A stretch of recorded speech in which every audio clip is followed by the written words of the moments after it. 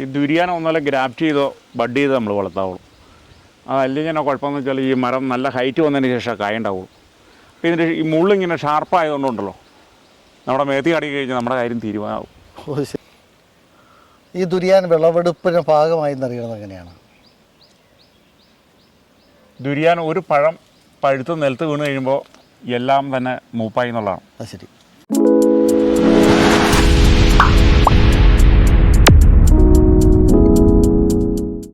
സഭാഷേ നമസ്കാരം. നമസ്കാരം. അപ്പം അങ്ങ് ദുരിയാൻ കർഷകനാണ്, ദുരിയാൻ നഴ്സറി ഉണ്ട്. ഈ നഴ്സറിയിൽ ഏതെല്ലാം വെറൈറ്റി ദുരിയാനുണ്ട്? ഇതിനകത്ത് നമ്മുടെ കയ്യിൽ ഇപ്പോൾ ഉള്ളത് റെഡ് പ്രോൺ എന്ന് പറഞ്ഞ വെറൈറ്റി ഉണ്ട്, ബ്ലാക്ക് പ്രോൺ ഉണ്ട്, പിന്നെ മൊസാങ്കിങ് ഉണ്ട്. ഇത് ചിലതിനെല്ലാം നല്ല ഉയരമുണ്ടല്ലോ. അത് നമ്മൾ ബഡ് ചെയ്തിട്ട് പിടിക്കാത്തത്, അഞ്ഞി വീണ്ടും അത് ബഡ് ചെയ്യാനുള്ളത്. ഓ ശരി. ഈ ബഡ് ചെയ്ത് വെച്ചിരിക്കുന്ന തൈകൾക്കെല്ലാം ഏതാണ്ട് ഒരേ ഉയരമാണ്. അതെ അതെ അതെ. അപ്പോൾ ഈ രണ്ടെണ്ണം പറഞ്ഞല്ലോ, റെഡ് പ്രോൺ ഉണ്ട്, ബ്ലാക്ക് പ്രോൺ ഉണ്ട്, പിന്നെ മൊസാങ്കിങ് എന്ന് പറഞ്ഞ വെറൈറ്റി. ഈ വെറൈറ്റികളൊക്കെ നമ്മൾ താരതമ്യപ്പെടുത്തുമ്പോൾ എന്താ അതിൻ്റെ പ്രത്യേകതകൾ?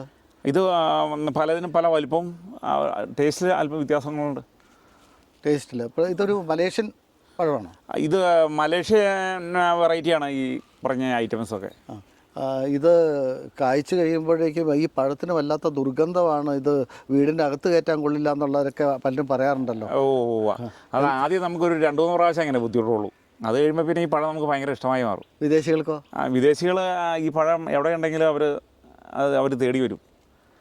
ഈ ടൂറിസ്റ്റുകളൊക്കെ ഈ ദുരിയാൻ എന്ന് പറഞ്ഞു കഴിഞ്ഞാൽ അവർക്ക് അത് വലിയ കാര്യമാണ്. അങ്ങേക്ക് കായ്ച്ച ദുരിയാൻ മരങ്ങളുണ്ടോ? ഉണ്ട്. എത്ര മരം? 8ഓളം മരം കായ്ക്കുന്നുണ്ട്. മൊത്തം എത്ര മരങ്ങളുണ്ട്? മൊത്തം 200ഓളം മരം വെച്ചിട്ടുണ്ട്. അത് ശരി. അതെല്ലാം ഈ പറഞ്ഞ റെഡ് പ്രോൺ ഒക്കെയാണോ?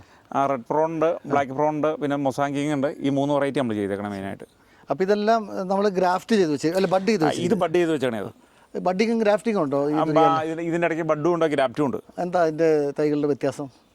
ബഡ് എന്ന് പറയുമ്പോൾ നമ്മൾ ഈ സെൻറ്റർ ഭാഗത്തിട്ട് ഇതുള്ള ചെയ്യുന്നു.